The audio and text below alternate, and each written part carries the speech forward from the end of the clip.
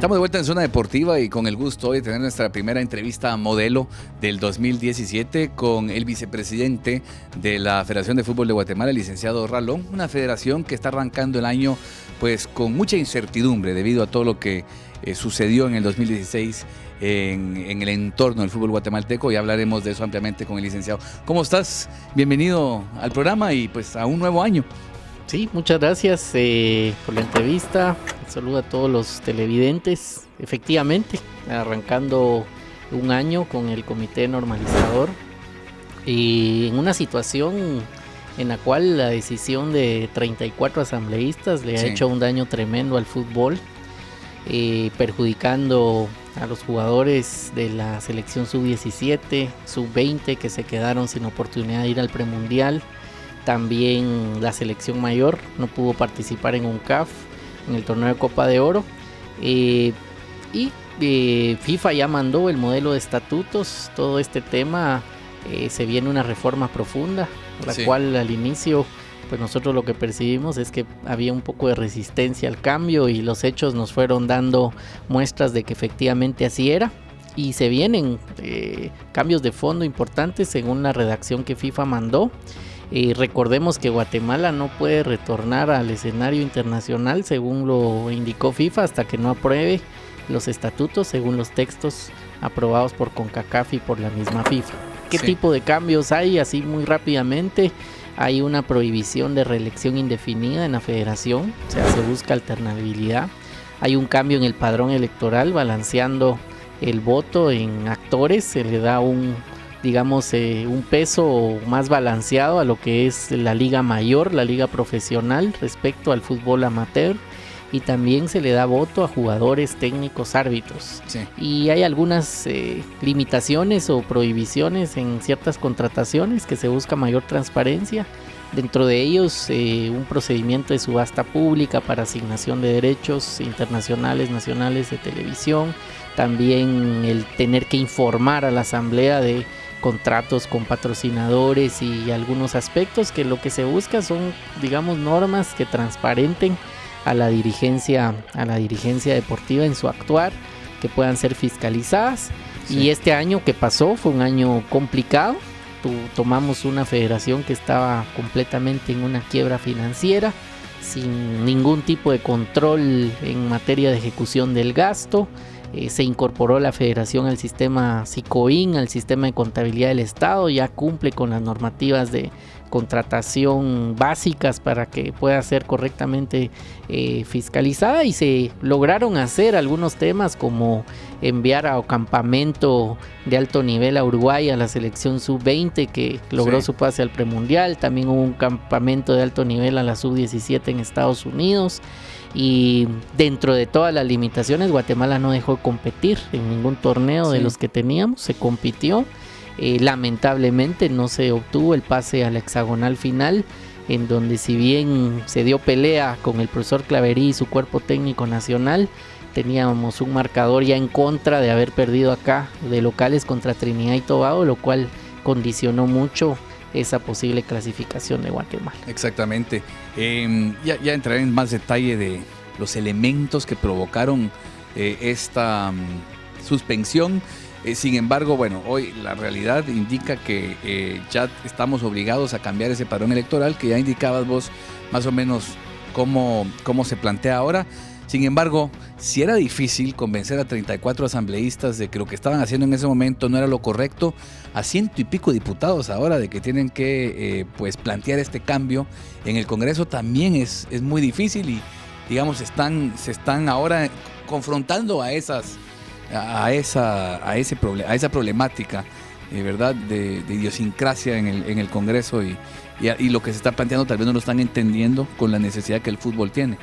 Sí, creo que es importante aprovechar el espacio para evidenciar un poco la magnitud del problema en el que está el fútbol. Al no estar, como miembro activo de FIFA, no se tiene ningún tipo de aporte para Guatemala que permita hacer un plan de desarrollo de fútbol en ningún sentido. Es decir, los recursos básicamente se reducen a poder obtenerlo de los gastos de funcionamiento del personal que se redujeron alrededor de 70 plazas desde que el Comité de Normalización asumió el cargo, porque había una sobrepoblación en la contratación de la federación, pero aún con la nómina ya reducida hay para gastos de funcionamiento. Los cambios que FIFA propone en los estatutos, si bien van en toda la parte de transparencia en las contrataciones, ampliar el padrón, también tocan la representatividad del comité ejecutivo. Se amplía 9 miembros, una mujer tiene que ser como mínimo parte de esos 9, y eso no va alineado a lo que la ley del deporte establece. Tampoco toda la parte electoral. Hoy por hoy tenemos 22 asociaciones departamentales que en representatividad no superan ni siquiera el 20% de los municipios del país. Es decir, es un peso en el padrón muy alto para una representatividad que realmente no es así si lo medimos en cobertura a los municipios del país. Se requiere ahí una modificación a todo el procedimiento electoral que choca con la ley del deporte. Eso hizo que nosotros viéramos con buenos ojos una reforma a la ley del deporte, un solo artículo que permite dar viabilidad a estas reformas. Fue aprobado en 2 lecturas, 105 votos en la primera lectura, 105 votos en la segunda, pero falta la lectura final, la tercera. Okay. Estamos preocupados que por la agenda legislativa que está saturada con una reforma constitucional no se le dé la prioridad al fútbol, porque de no darse esa reforma, Guatemala podría estar suspendida por tiempo indefinido, ya que no cumpliría el requisito para reincorporarse nuevamente a FIFA. Hemos hecho los acercamientos con el nuevo presidente del Congreso, con la Comisión de Deportes, y les hemos trasladado que los más, digamos, que salen perjudicados acá son los jugadores. Sí.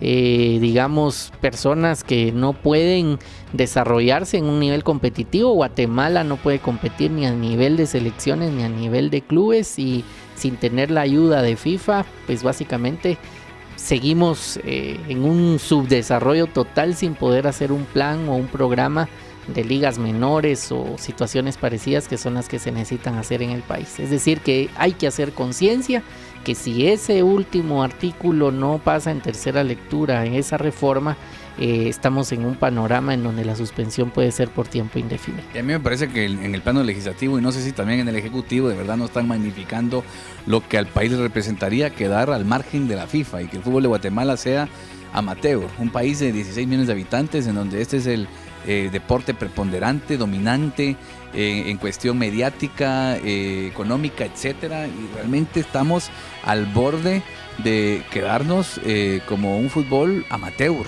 Yo creo que no lo están dimensionando. Aunado a eso, gestiones como la de algún diputado como Sandino Reyes, y seguramente tiene ya gente que lo respalda, que están boicoteando esta gestión en pro de los intereses de Gerardo Páez y los que quieren llegar a la federación a su manera. Y lo digo yo porque esa es la realidad. Y otros elementos como la CEDAG no queriendo que esto camine porque no lo ven justo ante otros, para las otras disciplinas, aunque también ellos saben la diferencia que hay entre el fútbol y los demás deportes en el país en cuanto a cobertura, interés general, popularidad, etcétera. Entonces, me parece que la gente que tristemente a la que le corresponde hacer este cambio o oficializar o formalizar este tema, no dimensionan lo que le puede llegar a afectar al país la ausencia de un fútbol profesional. Efectivamente, el daño no solo es grande, sino conforme va pasando el tiempo se va magnificando. Y lo voy a poner en un ejemplo.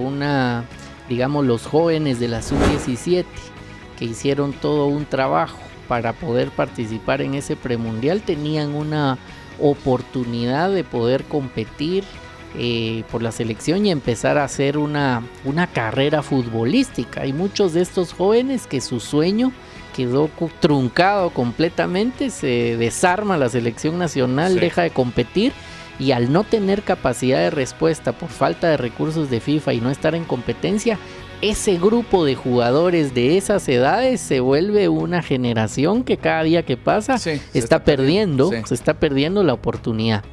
De los grandes problemas que, digamos, ha tenido el fútbol de Guatemala, porque hay mucho también, se ha venido alejando la gente que quiere el fútbol, que cree en el fútbol, cada vez se ha alejado más de él, y basta con ver los estadios que es, digamos, van en menor cantidad de afición cada vez el seguimiento a los equipos nacionales. Pero uno de los grandes problemas ha sido corrupción y una mala dirigencia deportiva. Es decir, no es de que Guatemala no tenga el talento, digamos, para poder llevar a cabo un programa de desarrollo. Lo ha hecho Panamá, lo ha hecho Costa Rica, y Guatemala podría hacerlo. Y esta reforma de estatutos sí mejora en la transparencia de gestión, poniendo algunos candados o algunas normas que permiten que ya no haya un dueño absoluto todopoderoso de una federación nacional que decida cuál es la decisión que se tiene que tomar y no informe a los demás si hay un plan o hacia dónde se dan los pasos. Es decir, el balance en el funcionamiento, no solo en la integración del padrón, sino en las normas de poderse, digamos, desenvolver como dirigente deportivo, es la base para cualquier programa de desarrollo. O sea, hay un nuevo comité que surge, como el comité de ética, al cual, por ejemplo, los jugadores, que ahora sí tendrían voto a la hora de un mal manejo de una denuncia ante un comité de ética, podrían suspender o revocar la gestión de un presidente de la Federación de Fútbol de Guatemala. Esos mecanismos no existen hoy, y es necesario modificar ese artículo de la ley del deporte para que puedan existir. La segunda parte de esta entrevista, una cerveza modelo con el licenciado Ralón de la FedeFut, la veremos la próxima semana en Zona Deportiva. Pero si quieren ver la versión completa de esta y todas las entrevistas modelo que hemos llevado a cabo, lo pueden hacer a través de nuestras redes sociales en produccionesdeportivas.com. También estamos en Facebook, que fue una de las páginas que más crecimiento tuvo a lo largo del 2016 en Guatemala, que es Producciones Deportivas. En Twitter, @ProDeportivas, y todos nuestros segmentos los archivamos en nuestro canal de YouTube, que es todo junto, Videos Zona Deportiva. Nuestras redes estarán más fuerte que nunca en el 2017 para ustedes, nuestros televidentes. Y hablemos con más de Zona Deportiva.